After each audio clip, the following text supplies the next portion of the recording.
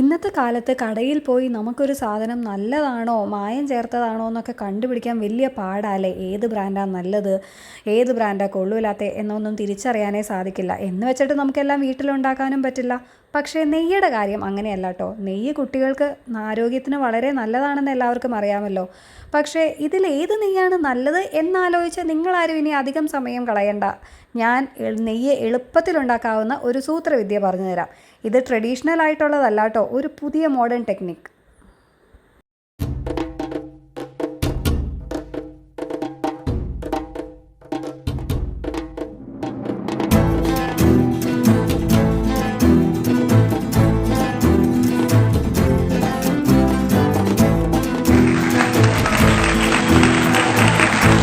അപ്പോൾ പരിപാടി തുടങ്ങുന്നതിന് മുമ്പ് ഞാനൊരു കാര്യം പറഞ്ഞോട്ടെ. ഇന്ന് നെയ്യ് ഉണ്ടാക്കുന്നത് ഞാനല്ല, എൻ്റെ അമ്മയാണ് നെയ്യ് ഉണ്ടാക്കുന്നത്. എൻ്റെ അമ്മയാണ് എനിക്ക് എപ്പോഴും നെയ്യ് ഉണ്ടാക്കി തരാറ്. അപ്പോൾ അമ്മ എങ്ങനെ നെയ്യ് ഉണ്ടാക്കുന്നു എന്നാണ് ഞാനിന്ന് കാണിക്കാൻ പോകുന്നത്. അപ്പം പാല് ഒരു അരിപ്പയിലൂടെ അരിച്ച് തിളപ്പിക്കാനുള്ള പാത്രത്തിലേക്ക് ഒഴിക്കുക. സൊസൈറ്റിയിൽ നിന്നുള്ള പാലാണെങ്കിൽ അതിൽ നന്നായിട്ട് നെയ്യ് ഉണ്ടാവും. പാക്കറ്റ് പാലിൻ്റെ കാര്യം എനിക്ക് ഉറപ്പില്ല. അപ്പോൾ പാല് തിളപ്പിച്ച് ഒരു അരമണിക്കൂർ സിമ്മിലിട്ട് വെച്ച് കഴിഞ്ഞിട്ടുണ്ടെങ്കിൽ അതിൻ്റെ മുകളിൽ ഇതുപോലെ പാട വന്ന് ഇരിപ്പുണ്ടാവും. അത് തണുത്ത് കഴിയുമ്പോൾ ഈ പാൽപ്പാടയുടെ നിറം ഒരു മഞ്ഞയാവും കേട്ടോ, അത് അതിൻ്റെ നെയ്യാണ്.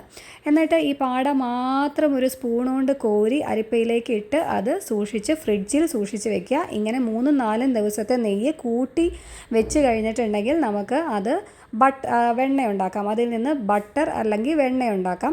അപ്പം ഇത് ഇങ്ങനെ സൂക്ഷിച്ച് വെച്ചിരിക്കുന്നതാണ്. ഒരു 3-4 ദിവസത്തെ നെയ്യ് ഇങ്ങനെ സൂക്ഷിച്ച് ഫ്രിഡ്ജിൽ വെച്ചാൽ മതി കേട്ടോ, ഫ്രീസറിൽ വെക്കണമെന്ന് നിർബന്ധമില്ല. എന്നിട്ട് അതൊരു മിക്സിയിലേക്ക് ഇടുക, മിക്സിയുടെ ജാറിലേക്ക് ഇടുക.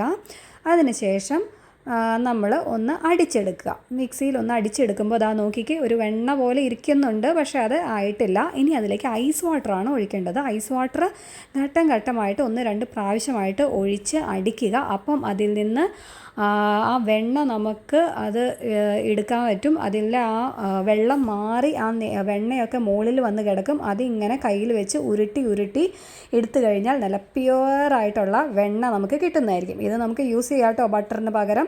ഇങ്ങനെ കുറച്ചധികം ദിവസത്തെ വെണ്ണ എടുത്തത് ആണ് കണ്ടിരിക്കുന്നത്.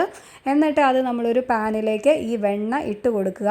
ഈ വെണ്ണയുടെ കഷ്ണങ്ങൾ വലിയ വലിയ പീസസാണ് കേട്ടോ. ഇതെനിക്ക് തോന്നുന്നു ഒരു 3-4-5 ദിവസത്തെ വെണ്ണയുണ്ടാവും. ഇതെന്നിട്ട് തീ കൂട്ടിയിട്ട് ഫുൾ ഫ്ലെയിമിലിട്ട് ഇത് ഉരുക്കിയെടുക്കുക. ഫസ്റ്റ് പ്രോസസ്സ് എന്ന് പറഞ്ഞാൽ ഇതെല്ലാം ഉരുകി വരണം. ഇതെല്ലാം ഉരുകി വരിക. അപ്പോൾ നമ്മൾ പയ്യെ ഇളക്കി കൊടുക്കണമെന്ന് നിർബന്ധമൊന്നുമില്ല. ഞാനൊരു കൗതുകം കൊണ്ട് പയ്യെ ഒന്ന് ഇളക്കാനൊക്കെ സഹായിക്കുന്നതേ ഉള്ളൂ. അപ്പോൾ അങ്ങനെ അത് മൊത്തത്തിൽ ഉരുകി തിളച്ച് വരും. തിളച്ച് വരുമ്പോൾ നമ്മൾ ഇടയ്ക്ക് ഇളക്കി കൊടുക്കണം.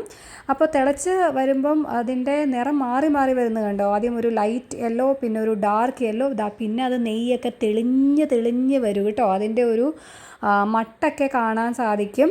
അപ്പം അതിൻ്റെ ഫോം ഇങ്ങനെ മാറി മാറി വരും. ഇപ്പോൾ ആ പ്രദേശത്ത് മൊത്തം നെയ്യുടെ മണം കേട്ടോ. വായിൽ വെള്ളം ഊറാതെ ആർക്കും അവിടെ നിൽക്കാൻ സാധിക്കില്ല. അതേ നോക്കിക്ക് തെളിഞ്ഞ് ഒരു ട്രാൻസ്പെറൻ്റ് ആയിട്ട് വരും. ഇപ്പോൾ അതിൻ്റെ ഒരു ഭംഗി നോക്കിക്കേ. അതിങ്ങനെ വളരെ ഒരു പ്യുവർ ഫോമിലേക്ക് എത്തിയിരിക്കുകയാണ്.